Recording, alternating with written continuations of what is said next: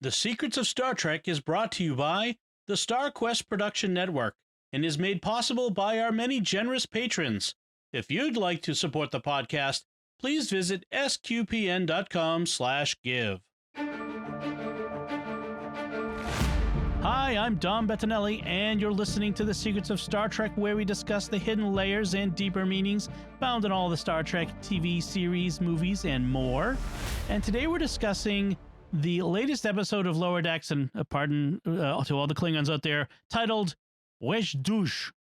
I probably got that wrong. I'm sorry for my pronunciation. Pretty close. Okay. wej Duj. Duj. Yeah. Okay. The D, the emphatic D, is like the English D, but you pull your tongue farther back in your throat. Okay. Or in your mouth. Good. I don't want to offend any Klingons, so. You probably did better pronunciation than the Discovery Klingons did. So right. So, of course, as you heard, joining me today on the panel is Jimmy Aiken. Hi, Jimmy. Howdy, Dom. And Father Cory Stika. Hi, Father Cory. how's it going? Very well, thanks. Folks, be sure to follow The Secrets of Star Trek in Apple Podcasts, Google Podcasts, Spotify, Stitcher, TuneIn, your favorite podcast app, or on our YouTube channel, where you should hit the bell to get notifications. I want to tell you about another show on the StarQuest network that you'll definitely enjoy. If you like Secrets of Star Trek, you'll like The Secrets of Stargate, which includes our very own Father Cory Stika. The Secrets of Stargate. Stargate is one of the best sci-fi programs ever, and you should, if you haven't watched it, you should watch it and listen to Secrets of Stargate at the same time. You can find it wherever fine podcasts are found, or at sqpn.com/Stargate. Now, before we get into talking about wej Duj, I wanted a little bit of Star Trek news. Captain Kirk is going into space. That's right. Well, I think we knew that. That was like 1966. Yeah. Okay. So the actor who plays Captain Kirk, and you've probably seen this in the news, William Shatner, is going into space on a Blue Origin rocket. That's the Amazon rocket. Hopefully the deliveries are better than the ones that come to my house. But, Yeah. So at 90 years old, William Shatner is going into space. He will be the oldest person to go into space so far, as we know. Beating John Glenn on that. Yes. Well, beating, what was her name? The one who just went up with Branson last week or a few weeks ago. Oh, sure. Which I think is funny because I was Wally something or other. I forget her last name. As I was looking at the list of the oldest people to go into space, Wally Funk, it turns out Branson is like number 3 on the list. So I wouldn't put it past him to have brought her along so that he wouldn't be the oldest person on his spaceship.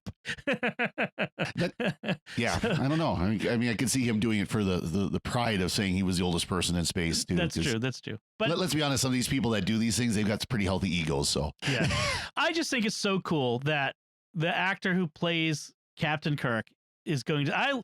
I have been, since I was a small boy, a Kirk fanboy. You know, I mean, I was 8 or 9 when I first saw Star Trek, and Kirk is just the height of manly space guy. And so to see Shatner go up there into space, I mean, it's suborbital, of course. It's not like they're orbiting and going to the moon or anything like that, but still, it is so cool that he's getting to go up there into space. I guess I'm kind of surprised I didn't realize he was 90 years old, but yeah. That's been a long time since Star Trek came out. So, what do you guys think? Is this overhyped, or I mean, do you think it's cool or exciting? Father, you first. I was gonna say, there's in some ways it's kind of cool. In some ways, it's kind of like, and recognizing that a lot of these things actually do serve to help these programs, develop their rockets, develop their procedures, and so on. So, I mean, there is a practical aspect of it. You look at SpaceX as it was developing their rockets and their crew pods and so on. So there is a aspect to it that is helpful, but a lot of it's like, this is a joy, right? And I'm just jealous that I'm not able to go on one. Yeah, sour grapes. Jimmy, how about you? I am just glad that the governments have finally gotten out of the way and allowed private industry to start exploiting space, because we need to do that. We need to go into space. We need to get resources. We need to have regular traffic. We need to have people not living on Earth all the time. And governments with their bureaucratic ways, were not fostering that. The people to do that are not the governments, it's the private sector. And so I'm really glad to see space tourism starting, and I'm glad for William Shatner. And I wouldn't rule out the possibility of myself going someday. I would hopefully, I'd love to have more than just a suborbital hop, though. I would like if they have tourism service to a station or to the moon or something like that, even if it's just a like cruise around the moon where you don't actually land. You know, I would be interested in that, but maybe by the time I'm 90 years old, they'll have that. Yeah. You know, I'm just glad that manned space exploration is back. That's just Yeah. I've joked I want to be the first priest to celebrate Mass in space. Oh, that would be awesome. There are going to be some practical challenges concerns for that. Yeah, there'd be some practical concerns, but it'd be doable. There'd be ways to do it. Yeah. That would be okay. That's going to be a weird question, Jimmy, for on this Jamaica's Mysterious World. The challenges for celebrating Mass in space. The precious blood is the key one, and specifically the commingling, the fraction right, and the admixture of water. Yep. Very interesting. Okay. Yes. That's a preview, folks. We'll definitely cover that at some point. All right. So let's talk about wej Duj. Jimmy, can you give us a recap of that? I can, but first I want to comment on something I've noticed with these summaries I do. So I do them both for Secrets of Doctor Who and Secrets of Star Trek. And I want to keep them short, and I count the number of sentences. You know, I just do them as a numbered list in my notes function.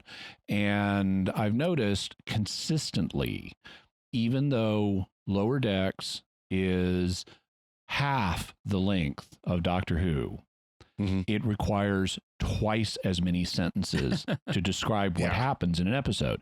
So like the most recent Doctor Who we did, I needed like 6 sentences for that. Lower Decks, 12 sentences. And so since it's half the length but requires twice as long a summary, Lower Decks has like 4 times the plot density of a Doctor Who story. And it really can be even more than that when we're doing Classic Who and you've got a 4-part or 6-part story that I can still summarize in 6 or 8 sentences. Yep. That's true. So lots of running through corridors. Yes. Here's today's summary. The Cerritos is doing a long-haul warp trek through a barren sector of space, so everybody has the day off. To fill the time, Mariner, Tendi, and Rutherford are doing activities with members of the bridge crew, but Boimler is having trouble finding a bridge buddy to hang out with and advance his career. He ends up pretending to be a Hawaiian to fit in with Commander Ransom and a group of other officers, only to discover that none of them are Hawaiian. They've all been pretending to be Hawaiian to fit in with others. Meanwhile, several other ships are in the same barren region of space, including a Klingon one, a Vulcan one, and a Pakled one. We get to see what's happening with the lower decks on each of these ships, and we meet ambitious square pegs like Boimler, focusing especially on the Klingon and the Vulcan Boimlers. The Klingon Boimler gets his wish and rises to become first officer, only to discover that his captain is dishonorably defying the Klingon High Council and secretly supplying the Pakleds with weapons in an attempt to start a war with the Federation. That's where they've been getting their weapons all this time. The Vulcan Boimler lady is frustrated because she's regarded as a wild card who is totally out of control, even though by human standards she's perfectly reasonable and her efforts end up saving the day. In fact, when the Klingons and Pakleds are on the verge of destroying both the Cerritos and the Vulcan ship, it is her unauthorized side project that keeps everyone from dying. In the end, the Klingon Boimler kills his captain and leaves, recognizing this isn't his ship's fight. The Vulcan Boimler is reassigned to a Federation ship where her perfect reasonableness may be more acceptable. And the human Boimler is shown a sign of respect by Ransom, who thinks of him as the most organized person on the Cerritos. The stage is thus set for a dramatic confrontation with the Klingons and/or Pakleds in the season finale. So I should point out that wej Duj is Klingon for 3 ships, which is... And it's total false advertising because we actually have the lower decks of like 5 ships here. Yeah. We've got the Cerritos, who we normally have. We've got the Klingon ship, the Vulcan ship. That's 3. Those are the 3 we're meant to focus on. But we also get brief looks at the lower decks on the Pacled ship and on a Borg cube in the closing credits. Which is great. Yes. we get to that one too, because that was kind of very amusing. This episode starts with no teaser again. This goes right into the opening credits, which is interesting. They kind of gone back and forth. I don't know if that means anything, but it just thought I'd mention it. They've done it twice now. It's interesting. So the way I kind of approach this is I kind of divided it into 3 until it all comes together at the end. So because in the show, in the episode itself, it jumps back and forth between the ships, but that's a confusing way to talk about it. So let's start with the Cerritos. Everybody grab a bridge, buddy, which is like a great line. Beckett and Freeman pair up, of course, mother-daughter. Captain Freeman has a shirt that I want. It says Ritos on it. I want a Ritos shirt. Come on, Paramount. Sell me, take my money. I would much prefer a Ritos shirt to a disco shirt, which is what they're riffing on there. The Discovery shirts that we sometimes see officers wear that say disco for Discovery. That's true. Actually, that's a good point. I totally want a Ritos shirt. No, I agree. So Boimler, before he hooks up with the Hawaiians, the fake Hawaiians, he keeps trying to connect with other bridge officers and keeps offending them. It's like first it's Kayshawn. And he says something in the Tamarian metaphorical language that ticks him off. It's great. He first shows up and he like uses a Tamarian metaphor or illusion appropriately, and it's like, oh, you know some Tamarian. I say, yeah, I studied it at the academy. And then he starts one and has trouble remembering how to complete it and takes a guess.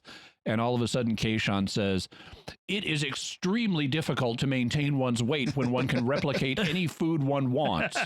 Then storms off. he made a crack about his weight. I just thought that was awesome. and it's true, actually. As fans, we think about that. Like, if you could replicate anything at any time, you'd be living on all the worst food possible. I mean, I would. I have no self-control. So, yeah, exactly. And then he tries with Shax and totally offends him by saying something innocuous about, did you learn how to... Bejor. Go ahead. Well, so Shax and Rutherford are are in a pottery class together. Yeah. And Shax is like channeling his rage into the pottery. It's like his way of de-stressing. And Boimler then says, oh, hey, did you learn how to throw pots back on Bajor? And Shax freaks out because it's like, I had no time to do anything on Bajor except resist. Resistance was everything. I wouldn't do anything as foolish as this. And he starts to become violent. He's got post-Bajor stress reaction. And Rutherford is like, it's okay, Papa Bear. It's okay, Papa Bear. Put it into the clay. Put it into the clay. The internet meme version of that movie, Boimler chose violence, which is he did not know that was coming. And then he tries to connect with Tendi and Dr. Ta'ana, who are scaling El Cap a la Captain Kirk as in Yosemite. El Capitan. El Capitan. Sorry, I have the Mac OS brain. I keep calling it El Cap because that's what Mac heads call it. So in Yosemite, and Boimler flies in with the jet boots like a la Spock, and ends up messing up with the jet boots, because as we all thought about in Star Trek V, as long as those jet boots are pointed straight up, you're fine. But if anything goes wrong, and of course it goes wrong, and there's a great line where Tendi says, "Oh, at least the holodeck safeties are on," and Dr. Ta'ana says, "Maybe," or something along those lines. Yeah. She's like, "I don't know. Sure." Yeah, it's like she's not all that concerned about whether he might die. And then he doesn't even bother with Freeman and Mariner, who are in a target practice in a holodeck. The door opens and they're like arguing and shooting, and he's like, "I'm putting under this. Let me out." Yeah, like he's trying to hit the open button and it won't open as they're sitting there arguing. Yeah. So I thought that was funny, like the little montage of those episodes. But then it's they're all from Hawaii, including the benzite. The benzite, right? Which is, they can't even breathe our atmosphere without help. Right. Oh yeah, I remember. And he's going on about the beaches in Hawaii, and he's got his little respirator unit there on his chest to blow atmosphere into his face. Now, I'm pretty sure, and I'm not certain, but I'm pretty sure that the voice actor for both the benzite and one of the Vulcans, the Vulcan captain, was the same actor who played Sean on the Good Place. I'm certain that the Vulcan captain is. Now I'm looking for the Sean was the demon, right? Yes, the main bad guy. Not the main bad guy, but one of the main bad guys who would show up to annoy the team. Right. He became eventually the main antagonist. Mark Evan Jackson is the actor's name, and so he was the husband of Eleanor from The Good Place. That's right. So so that was that. He's a great actor. He's a very funny comic actor. So I want to point that out. In the end, what's funny is the three fake Hawaiians actually all turn out to have all come from various moons, and therefore they're now moon buddies. And Boimler is still left out because he's from, where did he say? Modesto, California. That's right. So it's kind of like a moon. tries to pitch Modesto as a kind of a moon for San Francisco. And it's like, that is an insult to people from moons everywhere. Exactly. That's another example, like you pointed out in last episode, Dom, of how they pay off the trope you expect and then they go further. Yes. Because the trope you expect is once the I'm not really from a moon starts, you expect, okay, none of them are going to be from a moon. Sorry, none of them are from Hawaii. Once I'm not really from Hawaii starts, you're expecting none of them are going to be from Hawaii. But then it turns out they're all from moons. Yes. It is a great little comic gag that they've kind of latched onto, and now that leaves you always waiting for the next step, and so that's a lot of fun. And I like how they kind of wrap it up emotionally, because not only does Ransom say something nice about Boimler, he sends a cadet. I thought it looked like a cadet. He had sort of a cadetish uniform. I was thinking so. Yeah. And makes Boimler into a mentor for the cadet. I thought that was kind of a nice moment, and it shows the Boimler is growing. Maybe he. I don't think he'll ever get out of the lower decks as long as the series is going. But it's kind of a nice moment of growth for the character in the midst of the comedy. It's nice to see him getting respect. It's also nice to see at the end of the day that Mariner and Captain Freeman admit to each other that they both actually enjoyed their day together. Yes. That was typical mother-daughter. I hate being with you. Oh, I love you, Mom. It's almost because Mariner is very much a teenage daughter, right? In an adult body, but a teenager. Very much that rebellious. Yeah. So let's talk about the Klingon ship, the Chata. So you have this lower decker who wants to be first officer by impressing the captain after the captain. They have this moment where the captain duels the old first officer to the death. And so he's like, take this, pata away the body of the old first officer. And he's like struggling to carry it out. Yes, sir. Oh, yes, sir. It's like very, what's the term? Like a bootlicker sort of thing. And so that was a funny scene. And then he has to take the captain's Targ for walkies because it's eaten the leg of the former first officer and needs to walk around until it passes or it'll get gas. Right. Yes. It's like it's kind of like have the worst boss ever. Like it's like what's that movie with Glenn Close where she was like the Devil Loves Prada. Like Where's Prada? Yeah. Did I say loves? Yeah. Where's? Yeah. Sorry. Yeah. Brain is not connecting with the mouth today. So there was that, and then you have as you mentioned, the captain of the Klingon ship manipulating the Pakleds to fight Starfleet, and they hook up with this Pacled ship called the Pacled Ship, which that's the name of the ship.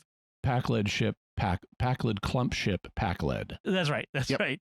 And I like when the Pakleds get on FaceTime with them.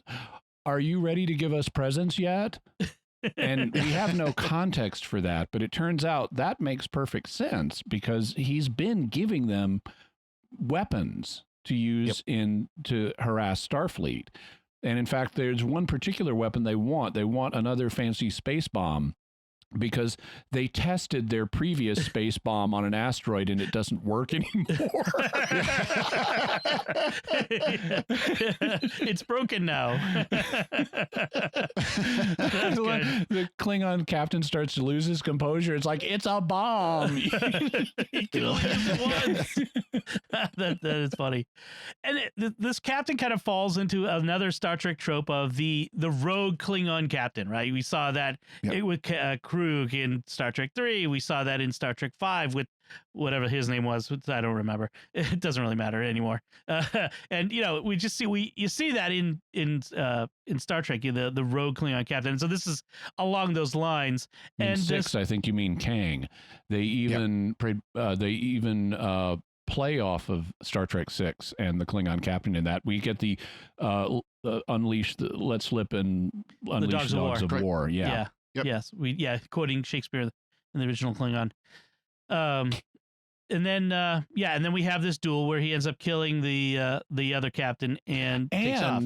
And when the soon-to-be new captain, the first officer / original lower decker guy, when he's dueling his captain, it's the Targ that comes to his rescue. Right. And if you think about it, the captain hasn't really shown affection or care for his Targ. It's just this animal he owns, and he fobs it off, caring for it to other people.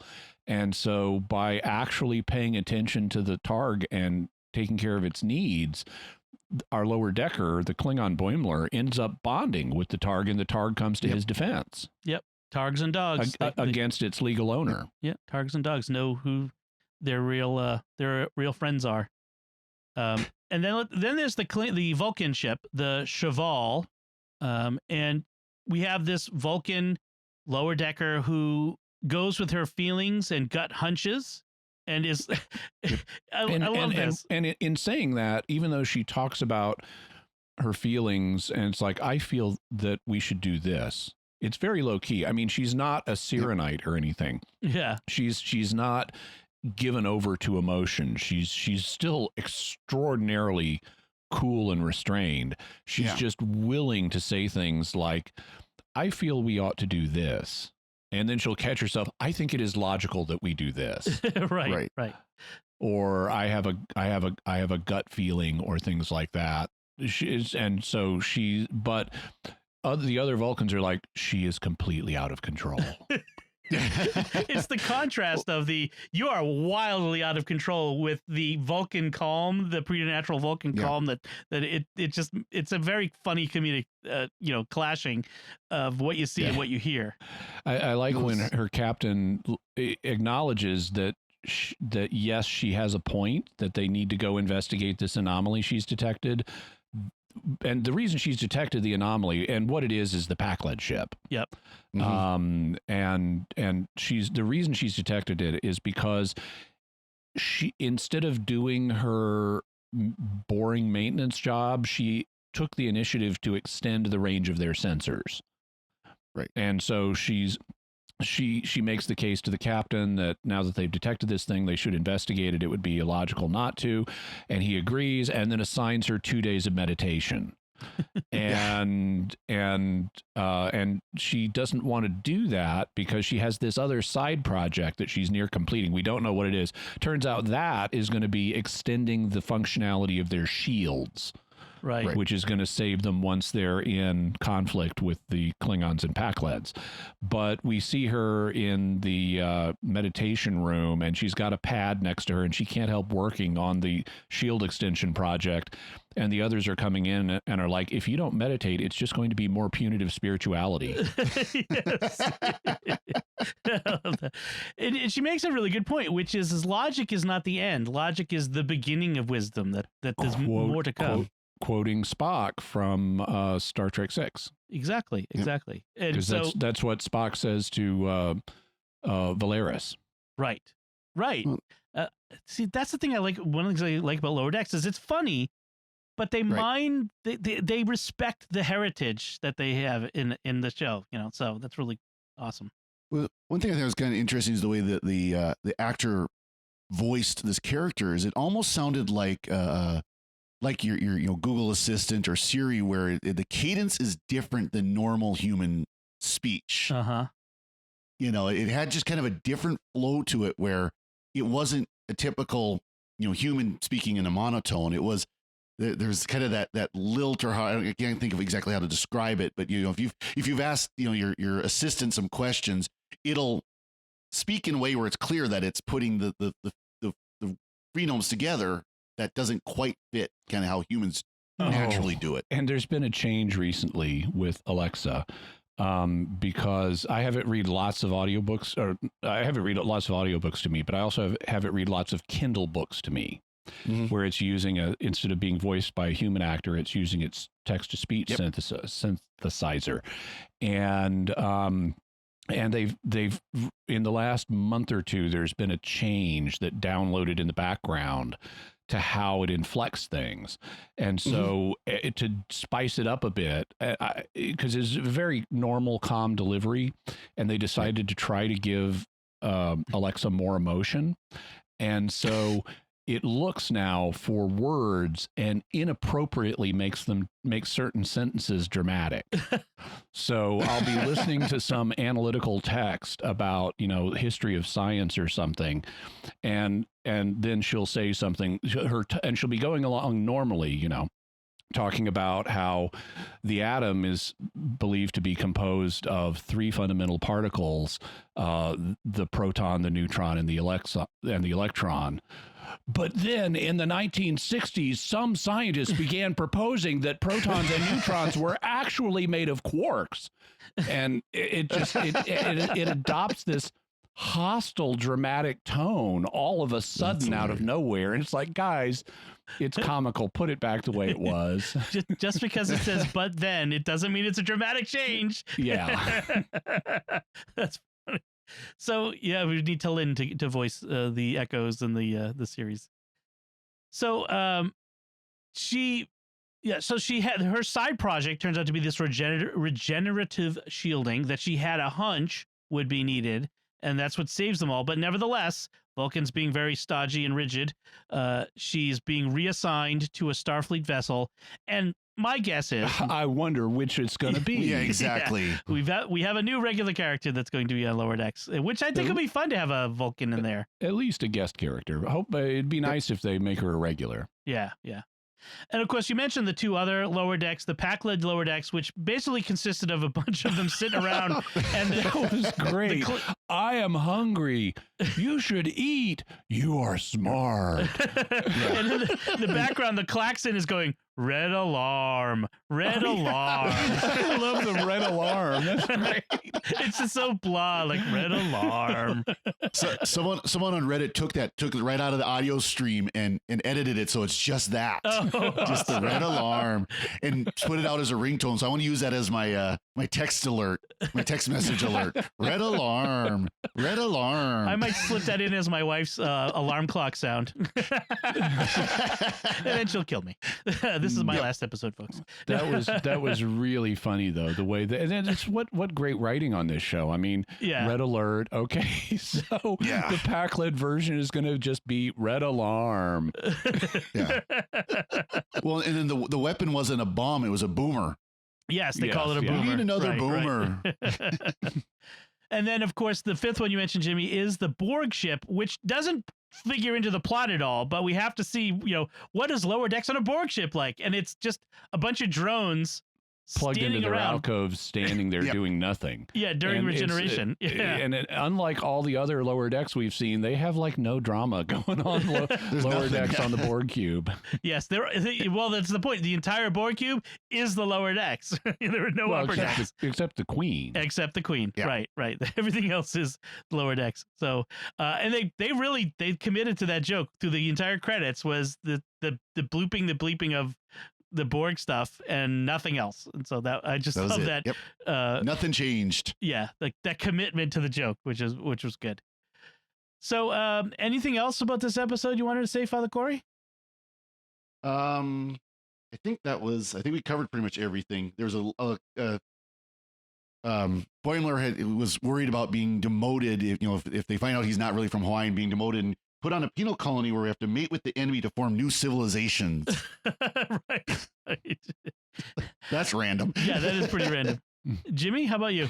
Yeah, when he said that line, I kept trying to think, is that a reference to an episode? That's what I was trying to figure out too, and I couldn't figure one out, but it's probably intentionally to get you, to get us that's got to be a reference and send us off on a wild goose chase. So one thing we didn't mention is that the title of the episode, wej Duj, is not just Klingon. It's the first Klingon episode title we've had. Yeah. It's also written in Klingon script on the screen. Mm-hmm. Yep. Which was neat. Yeah. That's definitely a first. Also, I really liked how this episode, now this is a high concept episode because we're skipping from ship to ship looking at how lower decks play out elsewhere. But it very effectively sets up a dramatic season finale because we've been having this Pakled war, low key war all season happening in the background. And this ties into that, and it sets us up for a big confrontation next time. And it was very dramatic. I mean, we have stuff. I mean, the Klingon captain dies in this. Yeah. You know, the Burritos and the Vulcan ship are only saved at the last minute. There is a lot of drama in the second half of this. The first half is lighter, but then in the final act, it really gets serious. And I just was impressed by the plotting and the writing, and I'm looking forward to the next episode. And I don't want to wait too long for season 3. Yeah, no kidding. Come on, Paramount, let's get on the ball. We want season 3 sooner rather than later. And you could cancel Discovery and just do 2 seasons of Lower Decks every year. That would be great. Yeah. We may also want to have another season of Strange New Worlds. That's my guess, but we'll see. To tide you over, they've released volume 1 of the soundtrack for Lower Decks, so you can go and listen to that, including the Klingon acid punk song. Awesome. From the Mariner Tendi episodes. So you can go and listen to that as well. Very good. Very good. Yeah, I mean that's a good point. By the way, is next week is the last episode of this season. It's the season finale, and then we'll be heading back into our regular discussions of the other Star Trek series. I think our next one is Shore Leave, actually, if I'm not mistaken. No, it's actually. Well, we'll get to it, but it's something we recorded before Lower Decks started. Yeah, yeah. I think it's The War Without the War Within, which is a Discovery first season episode. So, yay! And when is it again that the new Discovery season is premiering? Mid-November, I think. Okay, so there's going to be a gap of a month or so. Yeah. Before there's new Star Trek streaming. But it'll be longer than that before you hear about Discovery here on Secrets of Star Trek, because we're not going to subject you to all of its flaws on a weekly basis. Yes. I think we mentioned before, but it bears repeating for those who might be just coming in. We usually will talk about new episodes of currently airing seasons as they come out. We have decided that 3 seasons of Discovery, doing that is enough. None of us are all that invested in Discovery, and it's okay. It's nice to have a mix of episodes where we can praise an episode or rip into an episode if it's really bad, but you don't want rip into it every week for 3 months. Right. Right. Yeah. It gets old, and that 3rd season was just, there was very, very few things from my point of view, very few things that I was happy to praise. There was a lot that was blech. So, and there's also going to be Prodigy. Star Trek Prodigy is going to be starting up here at the end of the month as well. Yep, that's true. That's true. Now that's unfortunately not going to be on Paramount Plus, right? It's just going to be on Nickelodeon. I don't know. Yeah. It shows Paramount Plus original, so I think at least IMDb is showing that it's going to be on Paramount now. IMDb can be unreliable, but so and it is showing on their little flyer or whatever you want to call it, their poster, that it is a Paramount Plus original. So it might be in conjunction with Nickelodeon, right? But and it might show on Nickelodeon eventually, but It's billed as a kid's show, but it might be worth, we're going to kind of take it as it comes and see, is this something we want to talk about on the regular? And so we might slip that in as instead. So we'll see how that goes. Just a little behind the scenes, folks. So let's wrap things up. We do want to take a moment to thank our patrons who make it possible for us to create The Secrets of Star Trek, including Eric Yu, Sean K., Anthony C., James S., and Michael C. Their generous donations at sqpn.com/give make it possible for us to continue The Secrets of Star Trek and all the shows at StarQuest. You can join them by visiting sqpn.com/give. And so that's it from us. We'd love to hear what you think of wej Duj, this Lower Decks series, episode from the Lower Decks series. You can let us know by commenting on the show at sqpn.com/trek, or our Facebook page, facebook.com/StarQuestMedia, or send an email to trek@sqpn.com. And we'll be back next time when we will be discussing that next new episode, the season finale of Lower Decks. Until then, Father Cory Stika, thank you for joining me and sharing The Secrets of Star Trek. thank you, Don. And Jimmy Aiken, thank you as well. Thank you. Live long and prosper, and kapla! And once again, I'm Dom Bettinelli. Thank you for listening to The Secrets of Star Trek on StarQuest. And remember, your rebellion will only lead to punitive spiritualism.